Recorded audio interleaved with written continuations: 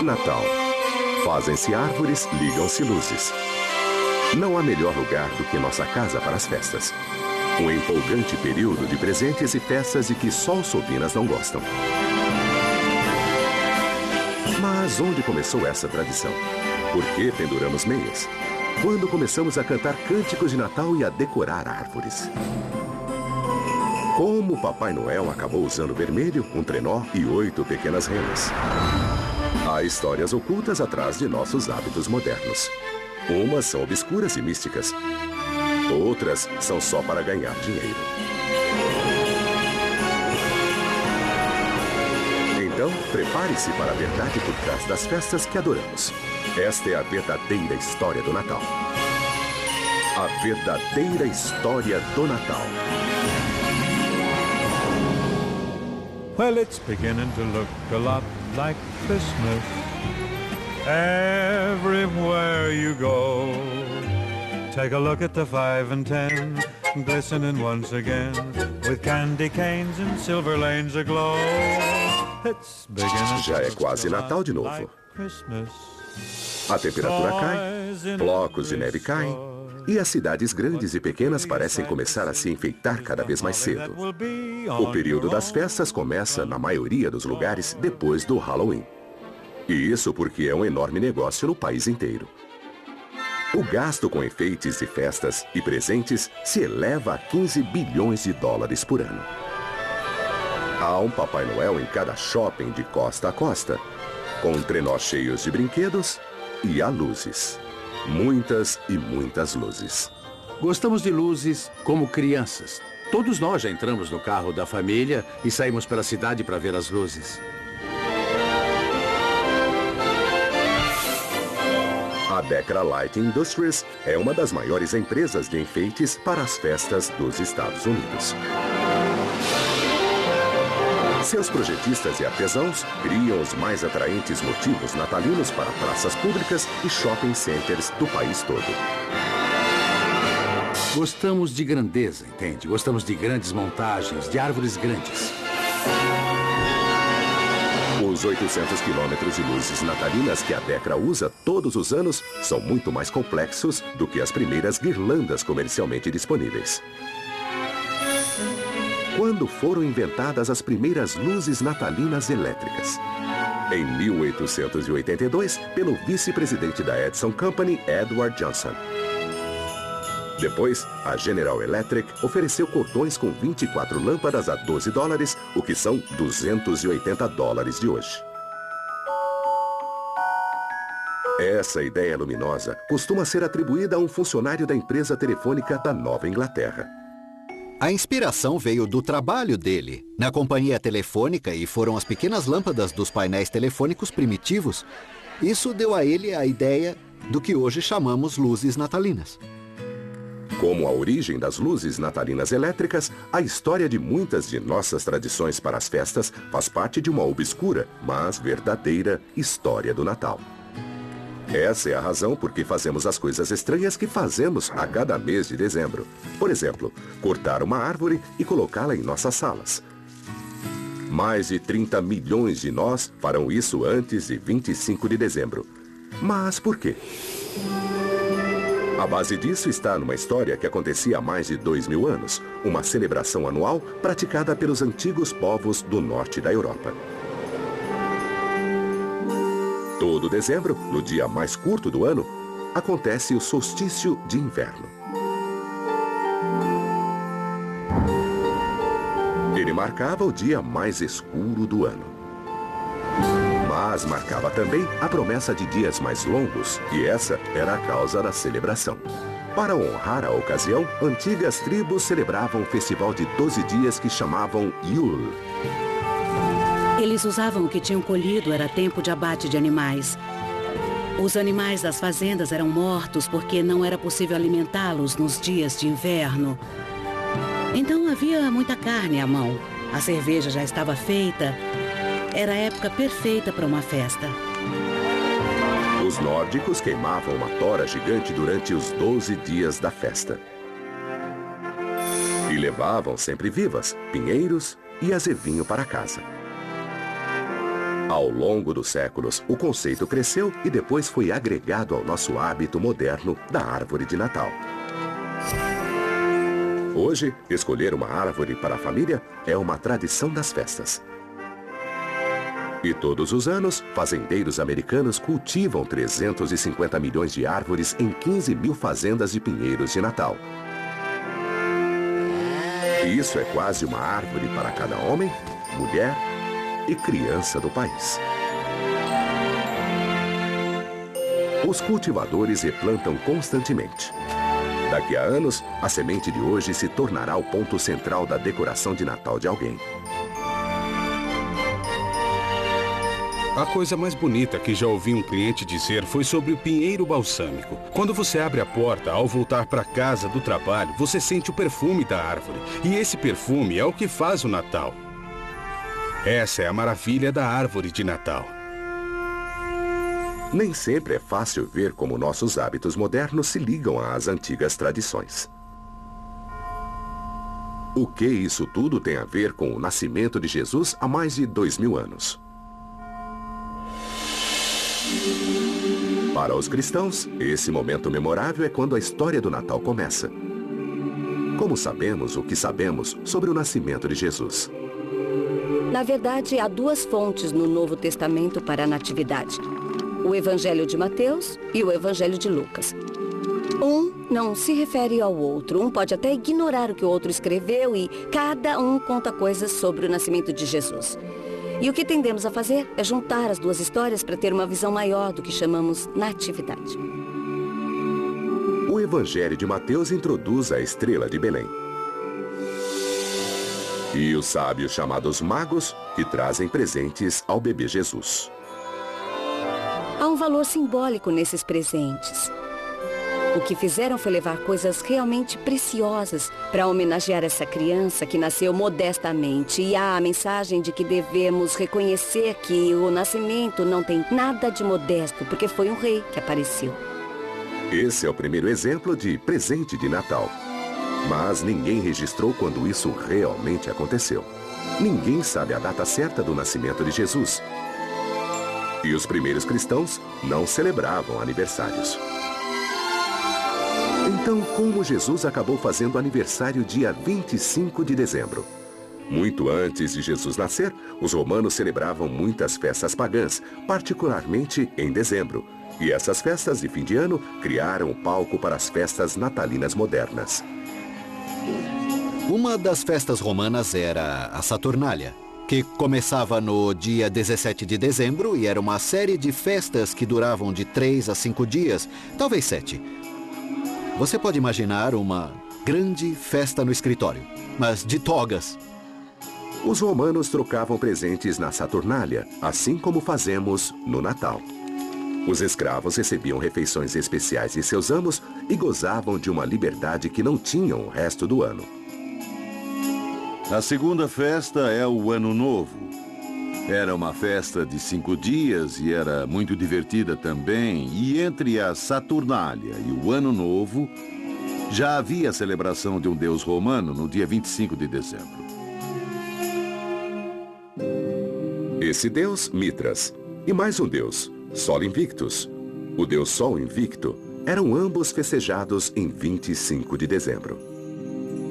Como a data caía perto do solstício de inverno, o mesmo evento cósmico celebrado pelas tribos do norte da Europa. Os romanos acendiam fogueiras rituais e velas para afastar a escuridão, a origem das modernas luzes natalinas. O solstício de inverno é o dia mais escuro do ano e você percebe a escuridão na hora de se levantar e também antes do dia terminar. Você não vê a hora do sol voltar. Pagãos do mundo todo celebravam o dia mais escuro e nas religiões romanas o dia se tornou o principal do ano. Depois que o cristianismo se tornou a religião oficial de Roma no século IV, os líderes preferiram absorver a tradição pagã a colocá-la fora da lei.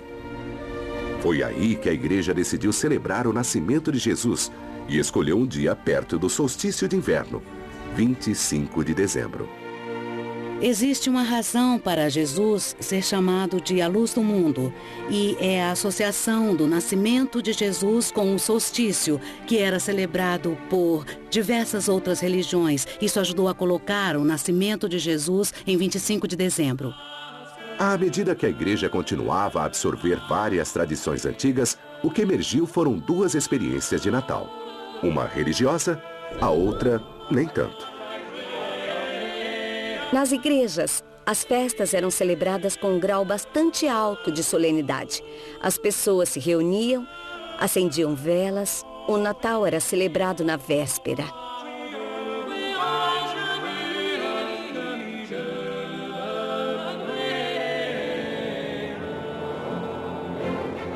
Mas fora da igreja, nas casas particulares e na praça da cidade, o Natal mais parecia uma festa pública de bêbados. No fim, esse Natal grosseiro e secular dominaria o Natal religioso, o que forçou os futuros reformadores a banir as duas modalidades de uma vez.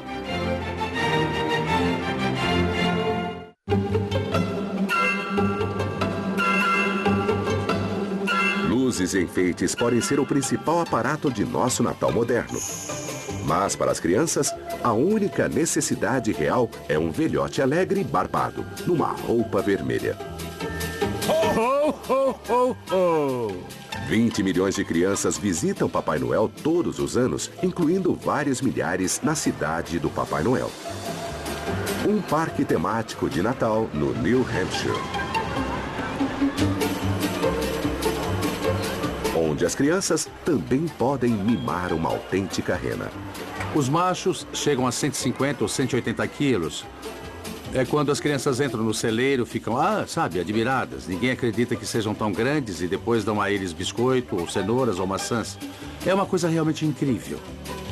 E essas renas realmente voam, mas só na véspera de Natal. Antigos foliões teriam dificuldade de reconhecer o Natal moderno. Mas se você acha que as festas há séculos eram um idílico período de paz, reconsidere. O Natal era mundano, desregrado e divertido. Na Alta Idade Média, entre 1400 e 1500, as festas de Natal só se espalharam. Reis falavam de como davam grandes festas de Natal, dar presentes ficou muito popular e a tradição das luzes e de queimar um tronco ganhou muita popularidade. Mas o Natal também era um dia solene na igreja, passado em oração. E todos esses natais religiosos e seculares tinham suas próprias músicas, assim como temos hoje. Nas igrejas haviam sinos, música sacra, e ela era cantada em latim. E gradualmente se viu o desenvolvimento no século XII dos cânticos de Natal. Esses eram cantados em idioma local e não em latim, em linguagem que todos entendiam. Qualquer um podia apreciar as músicas. As pessoas podiam cantar junto. E logo virou tradição não cantar essas músicas só na igreja. Mas os natais medievais não tinham só cantos. Havia muita bebida e os foliões imploravam de porta em porta um gole da bebida local, embebedando-se a cada nota que cantavam. Então, o Natal parecia qualquer coisa. Menos uma festa solene, uma festa orientada para os relatos bíblicos. Parecia outra coisa. Aliás, francamente, parecia o que sempre foi. Uma espécie de festival de celebração e farra. No século XVII, os reformistas religiosos estavam perdendo a paciência com as tradições cristãs mais desbragadas. Resolveram que as festas eram simplesmente excessivas e decidiram banir o Natal de uma vez. Mas como o Natal poderia virar ilegal? Houve uma espécie de retrocesso contra o Natal. Entre grupos protestantes era visível o desejo de não celebrar o Natal, ou repúdio ao Natal como uma invenção católica, realmente algo que a Igreja Católica deixou acontecer. Na Inglaterra, o Natal foi banido de vez, mas foi por pouco tempo. Em poucos anos, uma visão mais restrita das festas estaria de volta. Mas o Natal também teria suas dificuldades no Novo Mundo, no início do século XVII. Devotos colonizadores ingleses viam as festas com maus olhos. E quando colonizadores europeus vieram à América, a recém-formada colônia de Massachusetts não quis saber da festa e em 1659 também baniu o Natal. Os puritanos da Nova Inglaterra sabiam muito bem da origem pagã da celebração do solstício de inverno e quiseram evitar qualquer associação com isso. Um puritano comentou que o Natal era o naufrágio da castidade. E outro, em Boston, disse que o homem desonrava mais a Cristo nos 12 dias das festas do que nos outros 12 meses do ano. As colônias começaram a se espalhar costa abaixo e colonizadores da área do meio Atlântico eram muito menos conservadores. Em meados do século XVIII, esses colonizadores tinham adotado muitas tradições de Natal da Europa. Mas muita gente mantinha viva a antiga atitude de festa desbragada. Na Virgínia, por exemplo, a maioria das pessoas celebrava as festas com um jantar entre amigos. E os registros coloniais e do começo da República estão cheios de exemplos dessas pessoas. Por exemplo, uma família da Virgínia estava dando um jantar de Natal. Os festeiros ficaram sabendo e começaram a bater na porta e a usar o velho ritual: nos dê comida e bebida, ou vamos jogar pedras nos vidros. Portanto, as duas tradições estavam aí. Com o tempo, a América amadureceu e também os costumes de Natal, quando os ricos lançaram uma cruzada contra os excessos do Natal. Respeitáveis americanos de classe média queriam pegar a festança de Natal, a festança pública que acontecia nas ruas e levar isso para casa. Eram pessoas com propriedades e tinham medo da destruição, tinham medo de perder o que tinham. Então, eles queriam pegar esse evento público, grosseiro, tirá-lo das ruas e levá-lo para dentro de casa. Além de colocar o foco do Natal na família, em uma reunião particular que aconteceria em casa. Esse esforço foi mais deliberado e muito bem sucedido na progressista cidade de Nova York. Seus fundadores, os holandeses, adotaram de seu velho mundo o hábito de natais caseiros. E um nova-iorquino, professor universitário com dotes poéticos. Mudaria a face do Natal para sempre.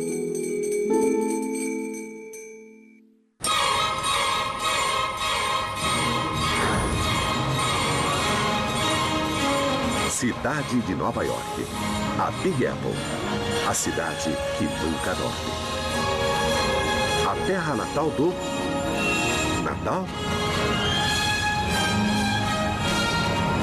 Isso mesmo, a cidade de Nova York moldou o Natal.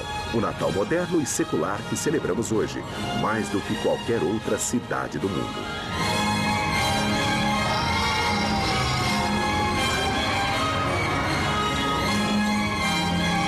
Isso foi por causa do esforço de dois talentosos nova-iorquinos que viveram no século XIX. Eles reinventaram os costumes de Natal do velho mundo para criar nossas modernas festas americanas e ajudariam a moldar a imagem do bom e velho Papai Noel. A Nova York que eles conheceram era a grande metrópole da América, uma cidade no ritmo da Revolução Industrial que estava transformando a América da noite para o dia. Nova York nos anos 1800 era uma cidade que vivia na mudança. A população explodia. Havia novas indústrias, havia novas lojas que cresceram muito e que deram os fundamentos do que se tornou a comercialização do Natal. Mas ela não era só uma cidade atenta às mudanças. Era também uma cidade atenta a novas ideias. Clement Clark Moore, um professor nova-iorquino de literatura grega e oriental, teve uma ideia que mudaria o Natal para sempre. Em 1822, ele escreveu um poema de 56 linhas que se chamava A Visita de São Nicolau, hoje mais conhecido como A Véspera de Natal. Quase com uma só mão, ele criou a moderna visão americana do Natal. O que há de interessante no poema de Moore é que ele refinou várias tradições no começo do século XIX. Juntou todas elas e acrescentou uma própria, de sua imaginação. O poema de Moore se tornou uma abertura, um divisor de águas de como o Natal era celebrado. O assunto de Moore era o Papai Noel como o conhecemos hoje. Ele se inspirou em duas figuras lendárias do Velho Mundo.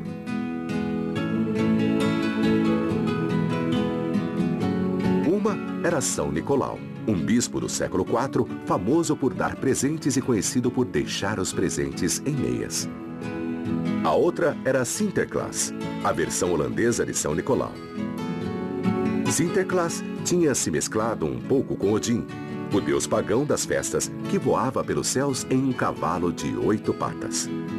Antes da metade do século XIX, Papai Noel vinha em várias formas. Ele vinha de barco, a cavalo ou em um trenó. E tudo isso foi codificado e reduzido na América, muito em Nova York.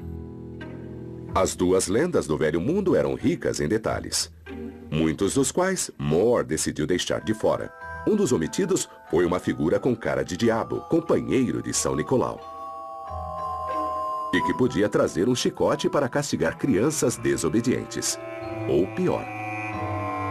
No norte da Europa havia uma espécie de figura diabólica que acompanhava São Nicolau. Tinha chifres, uma longa língua vermelha, era coberto de pelos, tinha rabo e casco. E ele entrava logo depois de São Nicolau. E uma cena em especial mostra 2 menininhos encolhidos de medo, porque na porta estava a figura diabólica de Krampus.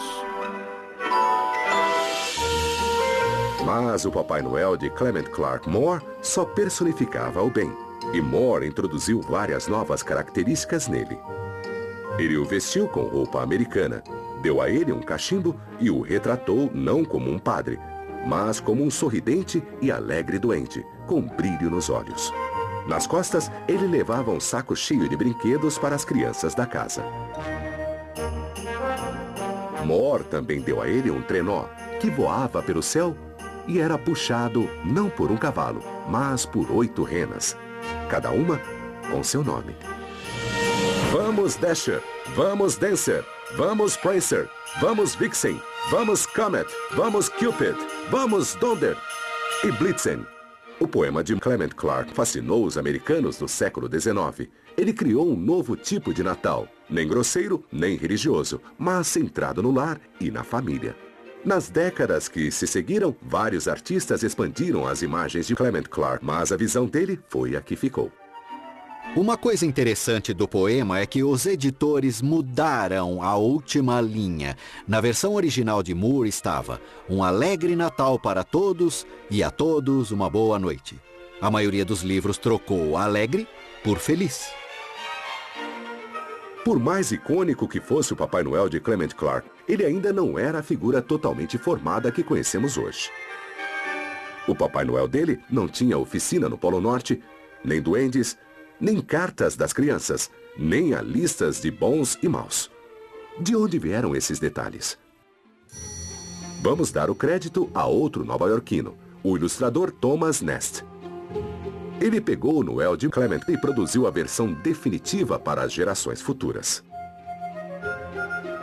Thomas Nast foi um dos grandes ilustradores do século XIX e criou muitas das imagens que vemos hoje. O burro do Partido Democrático e o elefante do Republicano foi ele quem criou. A imagem do tio Sam, que conhecemos, foi uma criação de Thomas Nast. E ele também é a pessoa que nos deu a moderna versão do Papai Noel. Em 1862, uma das maiores revistas americanas, a Harper's Weekly, pediu que Nast desenhasse ilustrações de Natal.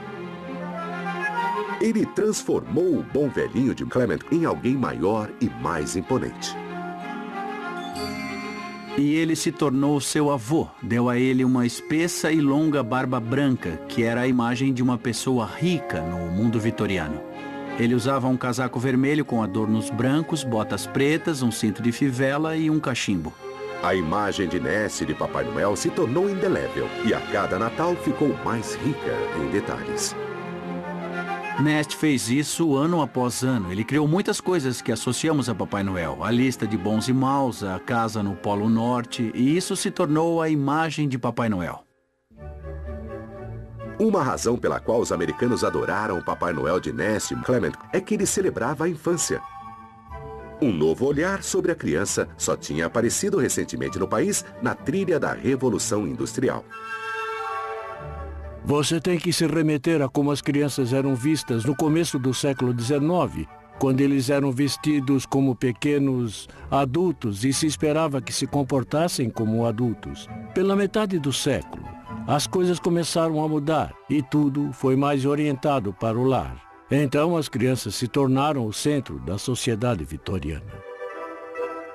E no meio do século XIX, a árvore de Natal, uma variação do antigo costume nórdico de trazer o verde para casa, se tornou a peça central do familiar Natal norte-americano. E tudo por causa de um desenho. Em 23 de dezembro de 1848, o jornal Illustrated London News publicou uma imagem da Rainha Vitória e do Príncipe Albert, com a família reunida em volta de uma árvore de Natal, parte da tradição alemã de Albert.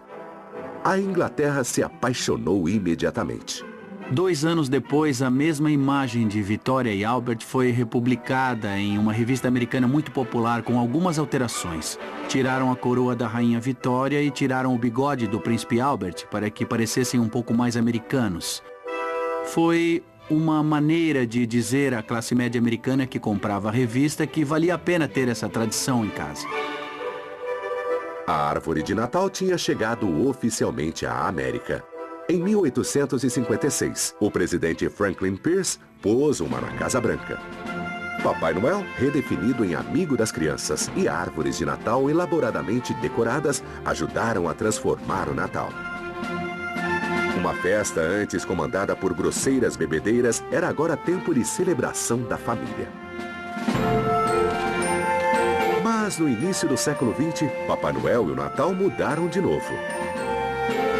Papai Noel se transformaria em vendedor. E o Natal em bonança para os lojistas.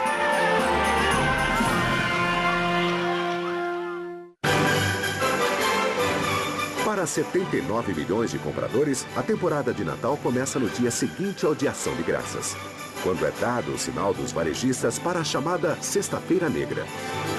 Sabe-se que a Sexta-feira Negra é o dia do ano em que mais se vende, mas de fato, isso é um mito. O dia em que mais se vende varia muito, mas costuma ser mais próximo do Natal, em meados de dezembro. Por isso, os shoppings se enfeitam, eles se preparam para o Natal. Além de ser atencioso e caloroso e solícito para com o próximo, também é hora de pensar em comprar presentes. Mas como o Natal ficou tão comercial? E como toleramos e até celebramos isso? Já em meados do século XIX, o Natal tinha influenciado lojas e armazéns que comercializavam as festas para o consumidor. Com papel de embrulho especial, cartões de Natal, enfeites e principalmente brinquedos. Era a época da Revolução Industrial, cuja marca foi criar inúmeras coisas baratas e criar uma classe média que tinha dinheiro e queria comprar essas coisas. Então não é difícil ver por que Papai Noel foi adotado pelos lojistas. A primeira vez que uma loja de departamentos usou Papai Noel para vender bens foi na década de 1840. Papai Noel apareceu na propaganda de uma loja de departamentos como uma ilustração parecida ao São Nicolau holandês. Um velhinho que descia por uma chaminé.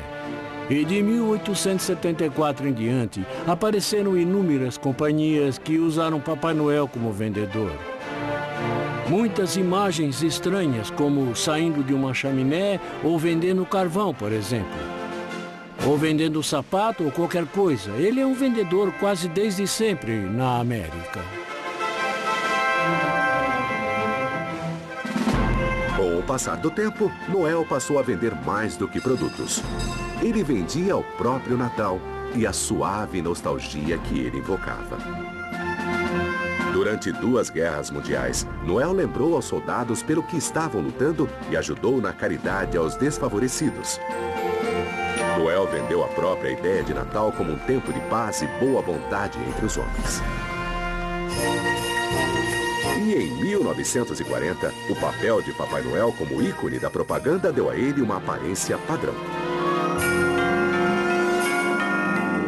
pintor Norman Rockwell reinterpretou a roupa vermelha e a barba branca do Noel de Thomas Nast e o trouxe para o século XX. As capas de revistas de Rockwell e cartões de boas-festas mostravam o Papai Noel grande e bonachão. E outros seguiram o caminho de Rockwell. As lojas de departamento começaram a padronizar Papai Noel. A começar, ele ficou de vermelho e branco quase sempre. Isso ajudou a fixar a imagem, a torná-lo mais jovial, mais suave, mais agradável para a família. Em 1939, enquanto ilustrações como as de Rockwell melhoravam a aparência de Noel, o agente publicitário Robert May criava um novo ícone para as festas, uma rena de nariz vermelho chamada Rudolph. Rudolph foi criado para a loja de departamentos Montgomery Ward de Chicago. Eles queriam criar uma espécie de folheto, um brinde de Natal, digamos. Ele escreveu um panfleto com 38 páginas em versos sobre uma rena triste que ele chamou Rena de Nariz Vermelho, mas acharam que ela devia ter um nome melhor e virou Rudolph. Foi um sucesso. Em 1949, o cunhado de May, o compositor Johnny Marks, pôs Rudolph em música. Ele escreveu a canção e a deu a Gene Autry, que não gostou nada da música e que não queria gravá-la. Mas a mulher de Gene Autry disse: a música é boa, você deve gravar. Rudolph the red-nosed reindeer had a very shiny nose, and if you ever saw it, you would even say it glows. No fim, Autry concordou em gravar a música, mas só como o lado B de um de seus discos. Lado B, ou não, Rudolph se tornou o maior sucesso da carreira de Autry. Cantada por milhões há 60 anos, a história da ex-esquiva rena entrou para a história. É o perfeito exemplo de alguém que não era popular, que de só receber gozação das pessoas acaba como herói. Não é isso que todos queremos? Não é à toa que a história deu certo. Rudolph, a rena de nariz vermelho, se tornou uma das canções mais populares de todos os tempos. Mas é uma canção infantil.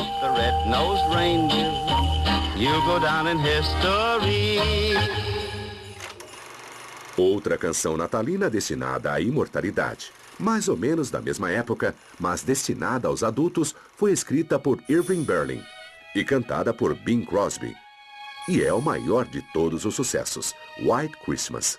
White Christmas é uma canção escrita para um filme de 1942, 2 Semanas de Prazer. Era estrelado por Bing Crosby, era uma espécie de corrida pelos feriados americanos, e o Natal era um deles. I'm dreaming of a white Christmas, just like the ones I used to know.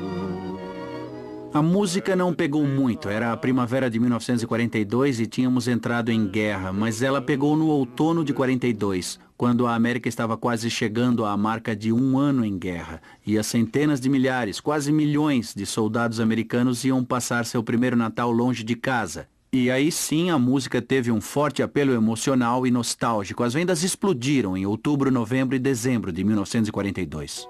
White Christmas é um dos mais bem-sucedidos discos de todos os tempos, e isso há mais de 50 anos.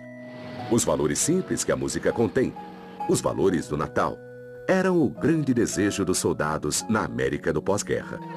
Em 1946, eles acharam esses valores no clássico dos clássicos de todos os filmes de Natal. A felicidade não se compra. A Felicidade Não Se Compra começou como uma história curta chamada O Maior Presente, de Philip Van Doren Stern. A história acabou nas mãos de Frank Capra, que tinha acabado de voltar da guerra, onde ele tinha feito uma série de filmes de propaganda para o exército americano. O diretor vencedor do Oscar produziu uma obra-prima sentimental sobre George Bailey, um homem que vê como o mundo seria se ele não tivesse nascido. É um filme yin-yang, entende? O yin é Bedford Falls. Isso foi de graça. E o yang é Pottersville, e você vê o outro lado das pessoas e o que elas poderiam ter sido. Mãe? Mãe? O que você quer? Mãe? Sou George. Achei que se lembraria de mim. Anos depois de ser lançado, A Felicidade Não Se Compra foi redescoberto pelas gerações mais jovens na televisão. Exibido mais e mais a cada ano, ele acabou se tornando mais um hábito querido das festas, indicando o reconforto dos rituais e das tradições. Ao meu irmão George, o homem mais rico da cidade. O grande sucesso de A Felicidade Não Se Compra provou que o Natal e a televisão eram uma poderosa combinação. Nos anos 1960, os animadores produziriam especiais destinados a se tornar tradições. Esperava-se que um desses especiais de festas fosse um fracasso, mas não, ele se tornou um clássico.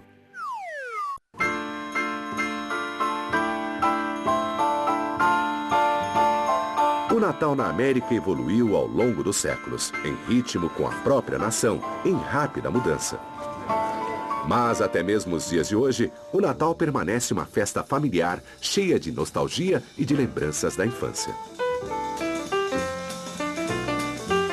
Podemos como que recuperar a inocência de nossa infância antes de nos tornarmos gente durona, cínica e horrorosa, entende? Quando viemos o mundo de outro modo, mais generoso e gentil e nunca é tarde para voltar a ver as coisas como as víamos. O poder do Natal de espalhar alegria e criar boas lembranças explodiu com a ascensão de uma instituição que as crianças adoram tanto quanto o Natal: a televisão. Nos anos 1960, as crianças contemplaram a idade de ouro da TV. A idade do ouro dos especiais de Natal começou nos anos 60 e foi até os anos 70. Os especiais se dirigiam especialmente às crianças, apesar de serem sofisticados o suficiente para entreter os adultos. O primeiro desenho animado especial de Natal estreou em 1962. O Conto de Natal de Mr. Magoo, uma adaptação da grande história de Charles Dickens. Se você pensar friamente, é uma estranha combinação de Mr. Magoo e um conto de Natal. Ele era um personagem engraçado e fez um papel dramático da literatura clássica. O Natal é uma enganação! Feliz Natal! Chega disso de Feliz Natal! Se fosse por mim, qualquer bobo que saísse por aí dizendo Feliz Natal a todos deveria ser cozido no seu próprio caldo e enterrado com um galho de azevinho no coração. Ora, enganação! Acho que é a melhor versão de um conto de Natal que já filmaram. Depois de O Conto de Natal de Mr. Magoo, vieram inúmeros especiais de animação destinados a serem revistos a cada Natal em décadas futuras. Rudolph, a Rena de Nariz Vermelho, Frosty, o Homem de Neve, Papai Noel vem à cidade. Deixe-me fazer um pouco de mágica. E como o Grinch roubou o Natal de Dr. Seuss. Mas em 1965, um especial estrelado por um menino de cabeça redonda que procurava o sentido do Natal superou a todos. Em 1965, recebemos uma chamada da agência de propaganda McCarrickson, que representava a Coca-Cola. Disseram: você e o Sr. Schultz já pensaram em fazer um filme de Natal com Charlie Brown? Eu menti e disse: com certeza. Chamei Spark, nosso apelido para o Sr. Schultz, e disse: acho que acabei de vender o Natal de Charlie Brown. E ele disse: o que é isso? Eu respondi: é o que você vai escrever amanhã. Mendelssohn e o animador Bill Melendez tinham de criar um especial de animação de 30 minutos em apenas 6 meses. E fizeram escolhas criativas radicais como, por exemplo, usar atores infantis para as vozes. Eu tinha 9 anos. Eles tinham 8 anos e 7 anos. Estávamos em um estúdio pulando e correndo, tocando bateria e tudo mais, porque era um estúdio de gravação onde, por exemplo, os Doors gravaram um álbum. O trabalho progredia, mas o tempo era curto. O filme foi terminado mais ou menos uma semana antes de ir ao ar. Depois o levamos à CBS. E 3 pessoas não gostaram nada do que viram e disseram: vamos ter de exibir porque está programado para daqui a 4 dias. Valeu a tentativa, mas o filme não funciona. Então nosso caminho foi muito difícil. Foi incrível ele simplesmente ter ido ao ar. Um dos problemas que preocupava a todos era a insistência de Schultz em citar a Bíblia. Um de nós disse: você acha que podemos animar um menino lendo a Bíblia? Você acha que pode ser? E me lembro que ele disse na hora: se nós não pudermos, quem vai poder? Será que alguém sabe me dizer do que se trata o Natal? É claro, Charlie Brown. Eu posso explicar do que se trata o Natal. E havia, nas redondezas, pastores de ovelhas cuidando de seus rebanhos à noite, quando Lo, o anjo do Senhor, apareceu a eles. O desenho foi encenado em um formato muito simples. E do modo como Christie, o maravilhoso ator, leu o texto, o desenho se tornou um momento inesquecível da história da animação. Porque para vocês nasceu hoje, na cidade de Davi, um Salvador, o Cristo Senhor. O sucesso de O Natal de Charlie Brown provou mais uma vez que o Natal religioso e o secular não são mutuamente exclusivos. Cada um dá seu charme às festas. É disso que se trata o Natal, Charlie Brown. Meios séculos depois que Linus pronunciou suas memoráveis palavras, o Natal continuou a se ajustar a tempos de mudança. Em 1968, a tripulação da Apollo 8 passou o Natal no espaço, quando a nave orbitou a Lua pela primeira vez, na véspera de Natal. Encerramos desejando boa noite e boa sorte. Um Feliz Natal e que Deus abençoe a todos vocês na boa e velha terra.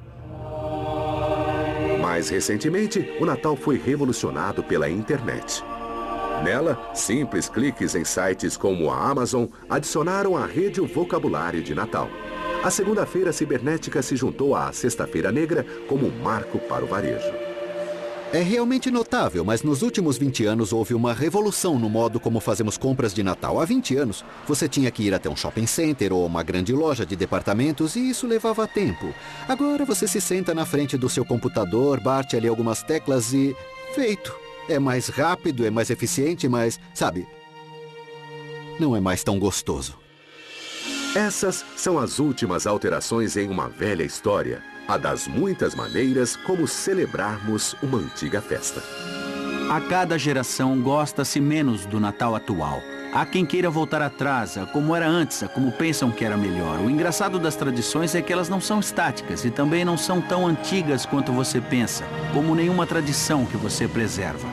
Atualmente, o brilho das luzes de Natal e a televisão ajudam a espantar as frias e escuras noites de inverno, do mesmo jeito que as toras de árvores e as fogueiras faziam antigamente. As pessoas inventam festas e tradições são criadas, mas o uso dessas alegorias culturais ficam conosco por séculos. Há um sentido profundo que nos fala a alma e nós escutamos isso e pensamos: sim, essa é a tradição e é isso que quero celebrar.